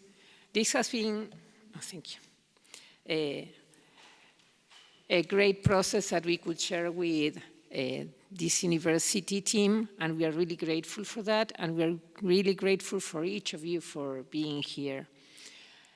You know, when we thought on Uniservitate and to work on the institutionalization, well, we have this wonderful flowchart with the lines of actions that those who have been working with us know a lot to promote the knowledge development, how we have been working in different publications, on research. We developed a digital repositorium with a lot of materials, and how we have also been promoting research in the different regions. Also, to develop this global community that has been a great challenge, as you could see in the presentation, and also how we have been accompanying the different institutions, mainly through the job that was developed by the different regional hubs. And let me go back one second, we are going through phase 2, as you can see, so next year you will be able to see all these activities being developed. And I want to take something that Father Ezio mentioned, that we are starting now a new season of education to build a constellation of hope. So this is some challenge that we will also have to think how we will move forward with our network to keep strengthening, to keep working together, to make it sustainable, and for the long term to keep enjoying it. So I will give now the word to Andres to share with you some highlights that we have to communicate you. Well, at the theoretical level of the Uniservitate program, we are delighted to share three publications with you. Firstly, the beta version of the Uniservitate manual volume 1, which was presented yesterday by Nieves and is available in Spanish and English. We look forward to receiving your comment and suggestions so that we can improve it. Secondly, the proceeding of the 4th Global Symposium in Manila in 2023, available in Spanish and soon in French and English. We would like to thank very much, thank you so much, and the Asia and Oceania Hub for their work and all the authors. We enriched this event, many of warm and here in person or virtually. No? The author of the proceeding for the Global Symposium. Finally, we would like to inform you that last week, as part of the Jubilee of the World of Education in Rome and in collaboration with the Maris Congregation, publishing house in Brazil, we published the book Escuelas para el Encuentro, Schools for Encounter, available in Portuguese and in Spanish in the last year. It's very important for Uniservitate, for CLAIS, for us to share this new publication with you so that you can read, enjoy, and disseminate them. Thank you.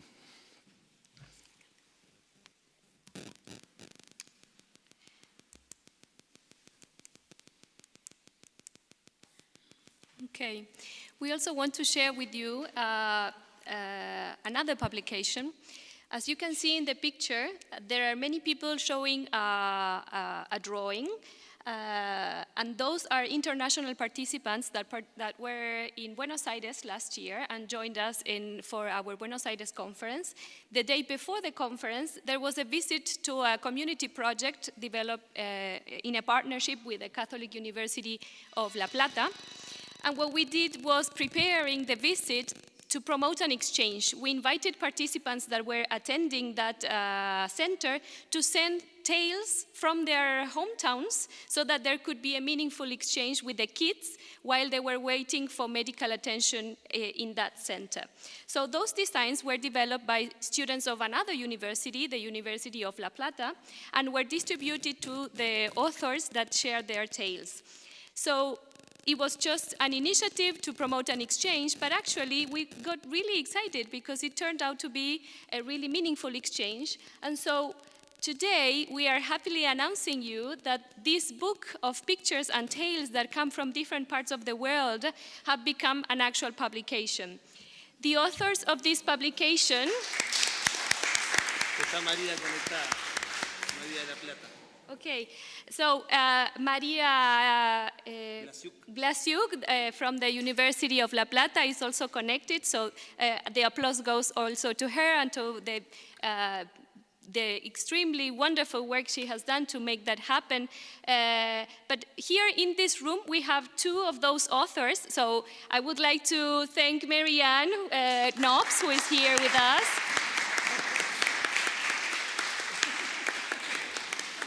Who contributed with a tale from Belgium. And we also have Romina Eloisa Abuan from the Philippines,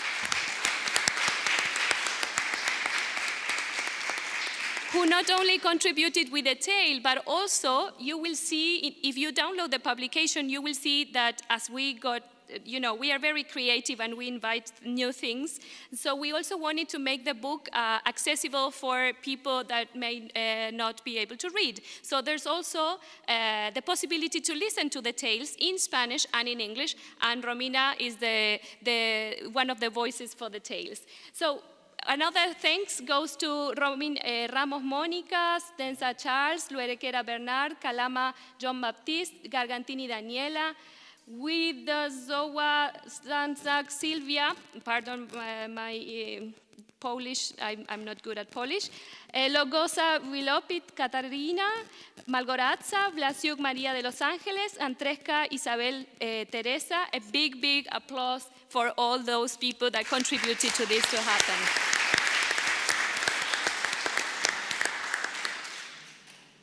And after this sharing with you of the new publications, and before I move to the next one, you have probably received a pen in your bags. It's a gray pen. Have you used it these days? Yeah? Have you written with that? And did you find the hidden surprise? Okay, what is it for the people that didn't find it? It's a pen drive that has publications, exactly. So we are presenting to you new publications. Unfortunately, this last one is not included, but you can find it in the repository, Uniservitate repository. But if you haven't seen that, you can open it and you will see a pen drive with publications. For the participants that are online, you can download the publications in our website. So you didn't get the pen drive, but the publications are still freely downloadable in the website. And we have a live demonstration of where they are. Thank you, Maria.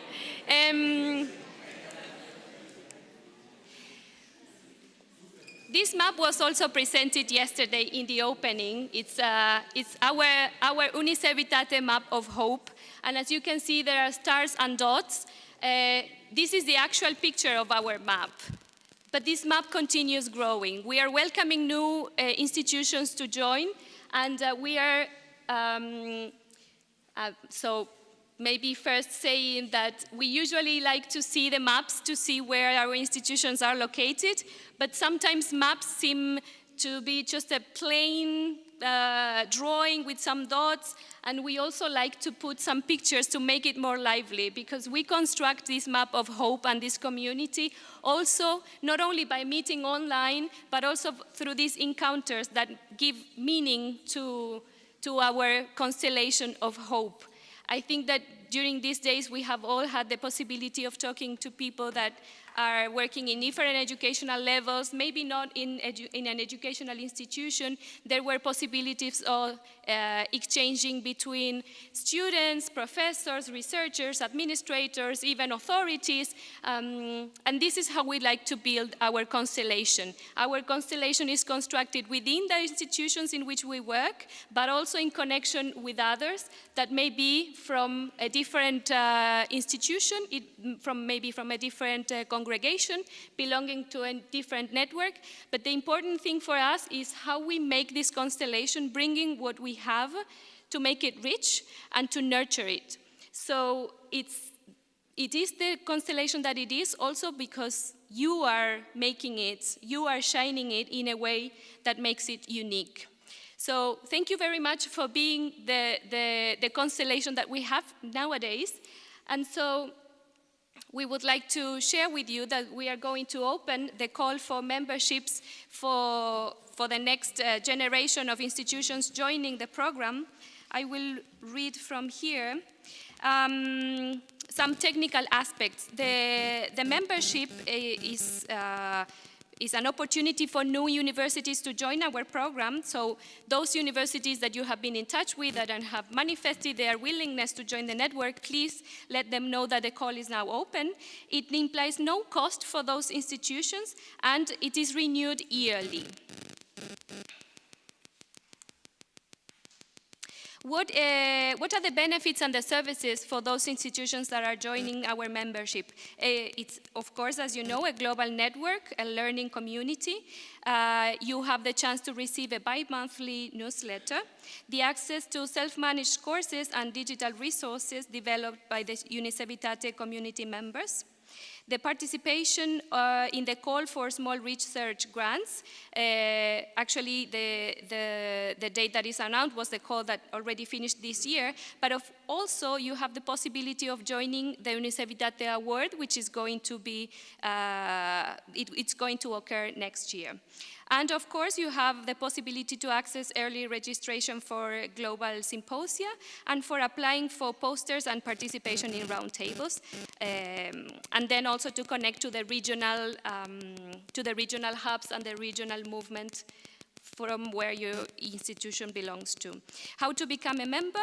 It's quite simple. You have to fill an application form, and we need a signed letter of commitment by an authority of the institution, and then you receive a formal acceptance that is agreed between the coordination and the regional hub. I hope that now that you have all the details, you are ready to go and invite all those institutions that are willing to join us, and if not, maybe invite those that you think could help this constellation shine brighter.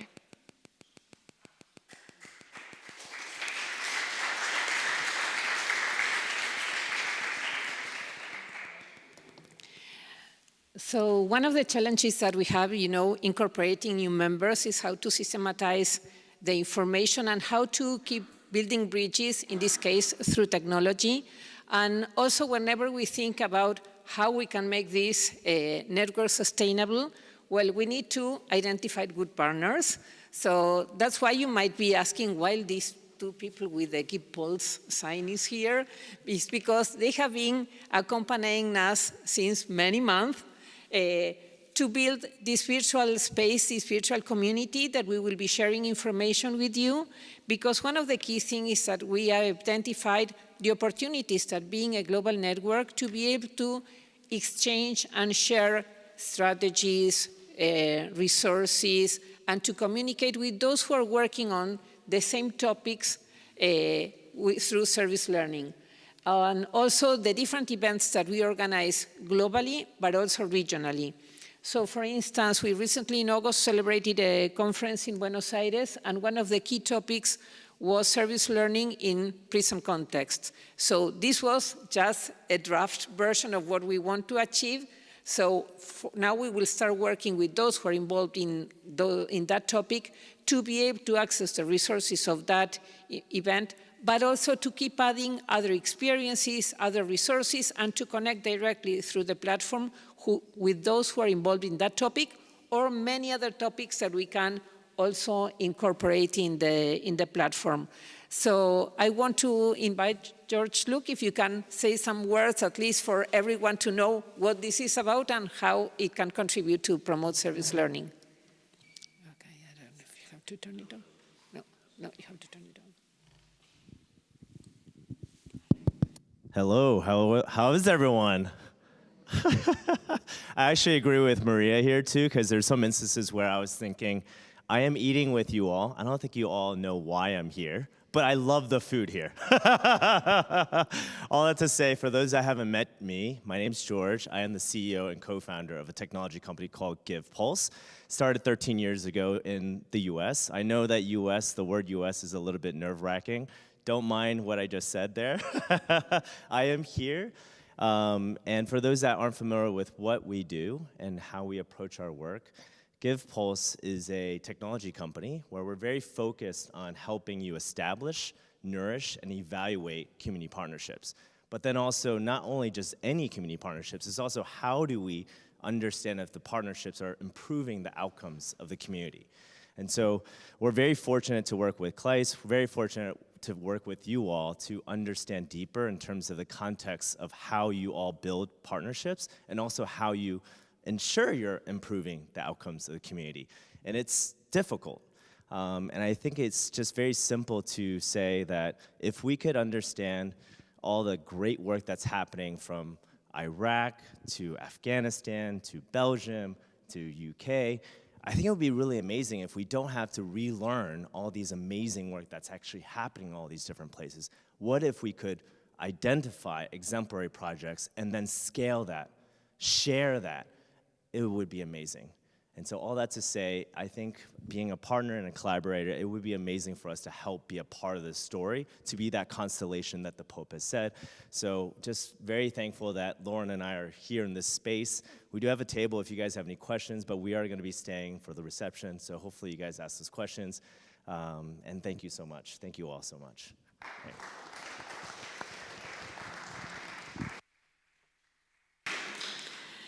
And talking about exemplary projects, well, one of the ways that we have to highlight those projects is the Global Award, Uniservitate Global Award. So get ready to start preparing, identifying your exemplary projects to be able to highlight them through our Global Award. One of the characteristics of our award is not just to compete from the different countries, but to highlight the best projects of each region. So we will take the experience that we have been developing in previous years, in 2022 and 2024, you have all the information in our website, as an opportunity to promote within your institutions also to grow in number and in quality. Because what we want to promote is quality service learning to enlighten and to be inspirational for other institutions that want to promote service learning. We will do as we did in other awards. We will have a wonderful team of evaluators, we will accompany them, and we will have 2 prizes and 2 honorable mentions for each region. And one of the new things of this year, of this award, is that we will have a special prize for each region, for those who deserve it, to recognize institutional programs. Because what happened in the previous session is that there were many universities that were already working, integrating service learning projects within the institutions as an institutional program, and we want to highlight all that initiatives too. So, we want to also, and as you can read it in the screen, we want to promote quality service learning. So if you read at these dots, we want to demonstrate measurable contributions to the solution of social projects. And take this as an exercise to evaluate your own initiatives in your institutions to make sure that they qualify not only for the award, but to have a better impact on what you are doing from the institution. To identify and address in solidarity with organizations and recipients in the community, not just something that you think is good in the university, but with concrete interaction with the local organizations. With active students' participation in all stages of the project. You listen to the students. We need to have them involved at every part of the project. A clear link between the service and the educational planning that includes specific links to the curriculum, skill development opportunities, reflections, and research. So take this into account whenever you review your own practices to identify how you are doing with quality service learning. And those who, think that can be, well, they might be the next award winners.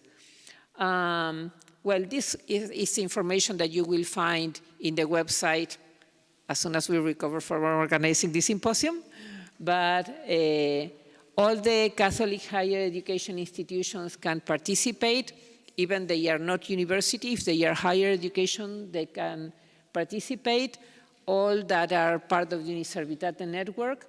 And experiences, this is important, that have been awarded prizes in 2022 and 2024 may not be resubmitted as such, although they may be included in application from broader programs, okay?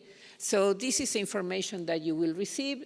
This is the general schedule that we will still work with the regional hubs to adjust them according to the different regions, because, being a global program, we need to take into account the different schedules that you have in your universities, but that's the main idea. We will be launching it in January and February with the training, with the selection of the finalists, and, to work at every region with the definition of the winners, and hopefully to be able to meet in Rome for the Global Symposium that will be on site next year, where we will have the winners of the different prizes, in general, a teacher and a student, and we hope to repeat this picture with Pope Leo. So I'm looking that way to see how they can help us, but this is a picture of 2022 where the students could meet the Pope, and we really hope the winners will be able to do so next year. So, apart from the Uniservitate as an exercise, you can also apply to the Taluars network. It's another meaningful organization that promotes the projects related to global citizenship.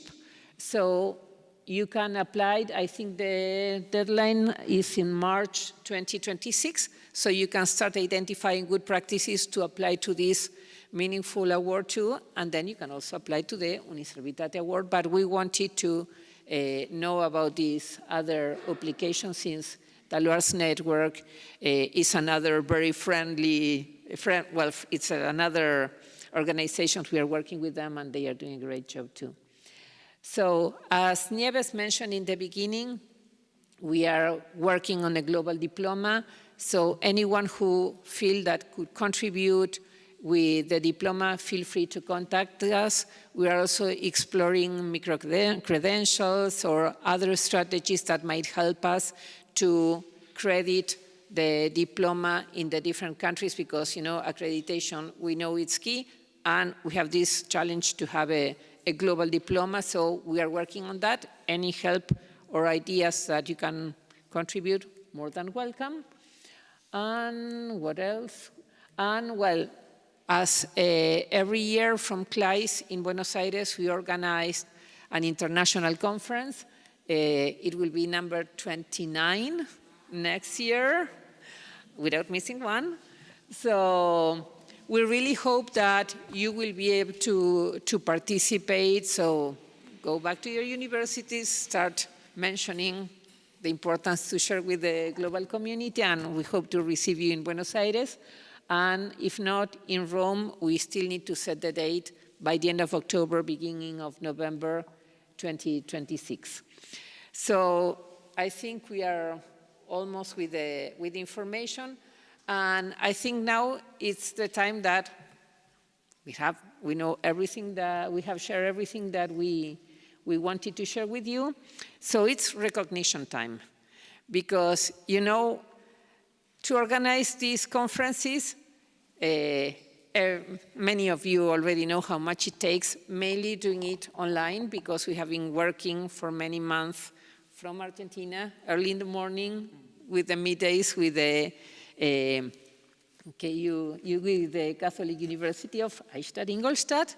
So we want to especially thank, hola, Maria. We invite you, please, Maria.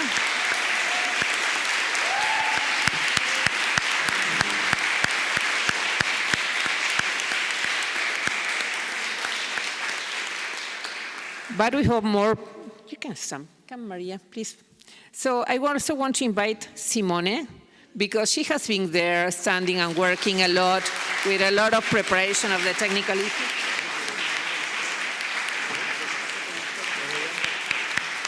And also Eva might be there. Eva? Is Eva here?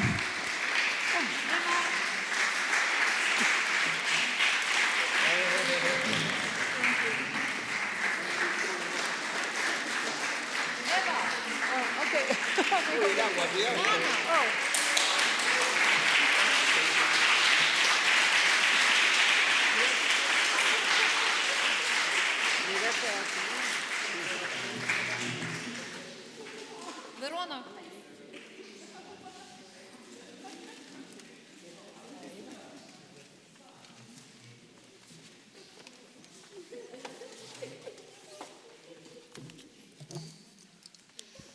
But you can also see here some students that really helped us a lot from the University Verona. Nana, Sara, and Upuli, they have been a great help during all these days, mainly feeding us. You were great with that, so thank you so much.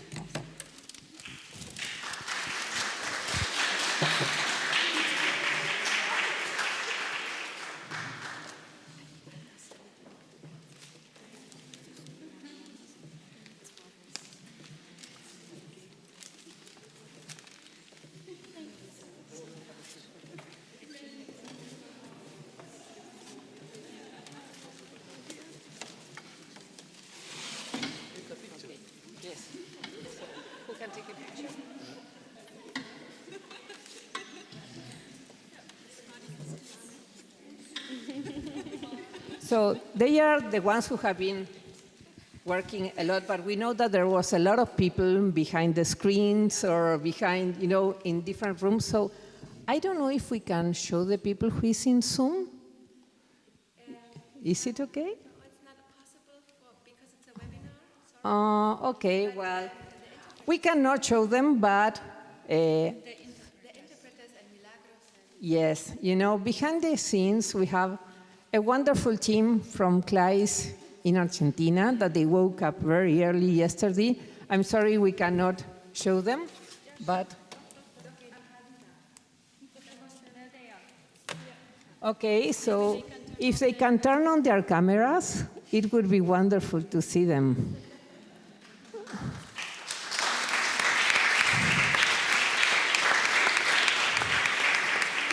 Because, sometimes things seem to be easy, but to be able to have a lot of people connected online in Zoom, and also the people who could follow in YouTube, it brought many, rehearsals, many activities, all the designed. So I want to give a special thank you to my sister Annie, because she's the one who has been designing all the logos for all the symposiums. So I would ask you a special applause for her, because sometimes we don't recognize those things.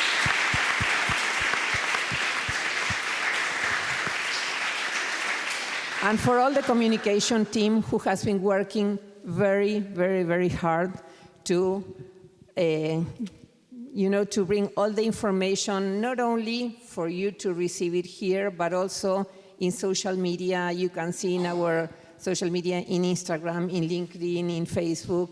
And to do that, it has been a lot of work to be all the time connecting and asking us to send information or preparing it.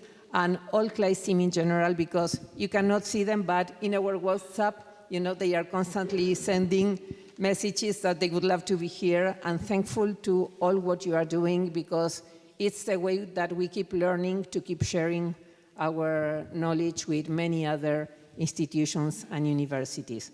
So thank you, because we know you are behind the screens.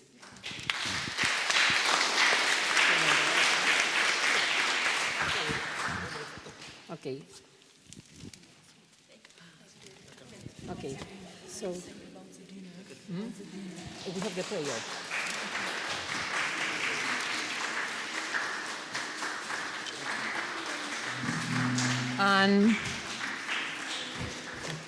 And to finish,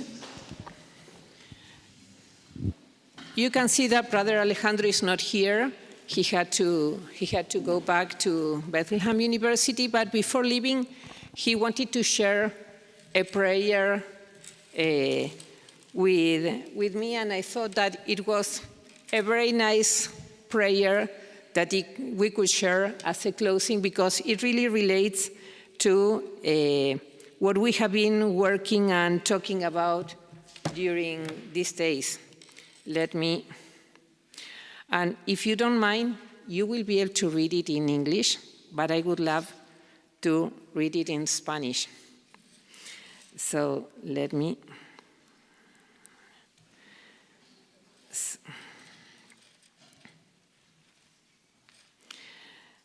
So it says, incomódanos, Señor. Incomódanos, Señor, cuando estemos demasiado satisfechos de nosotros mismos. Cuando se hayan cumplido nuestros sueños porque hayamos soñado muy poco. Cuando hayamos llegado a puerto porque nunca nos alejamos de la costa. Incomódanos, Señor, cuando con la abundancia de lo que poseemos perdamos la sed del agua viva.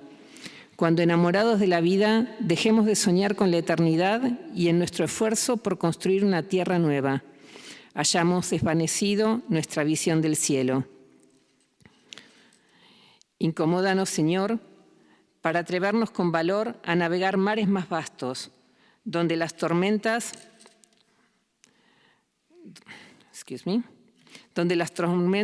nos muestren tu dominio, donde dejando de ver la costa, aprendamos a ver las estrellas.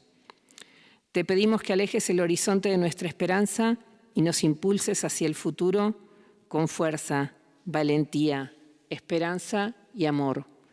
Y la oración completa, que fue escrita por Sir Francis Drake, termina porque sabemos que el nombre de nuestro capitán es Jesucristo.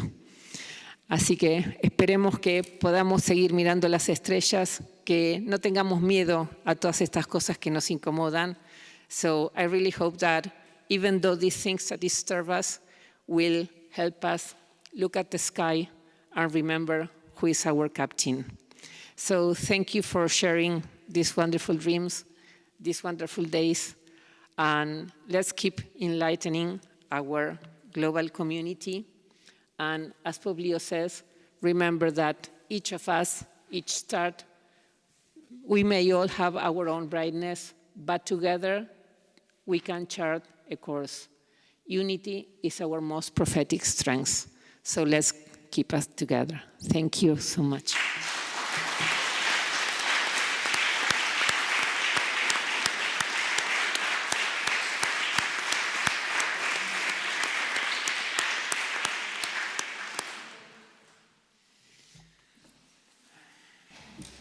I need to say that officially 6th Global Symposium Uniservitate is closed. But from 5 or, I don't know, 4 pages of our program, we haven't fulfilled one line. It's a Bavarian dinner today.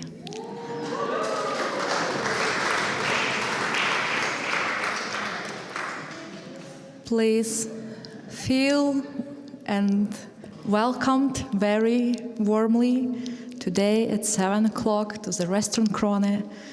to feel some exotic of Bavarian food and Bavarian music, we will be waiting for you. It's actually a good opportunity to keep all this probably friendship or just acquaintance that born here and probably will last longer after this event. We are waiting you at 7.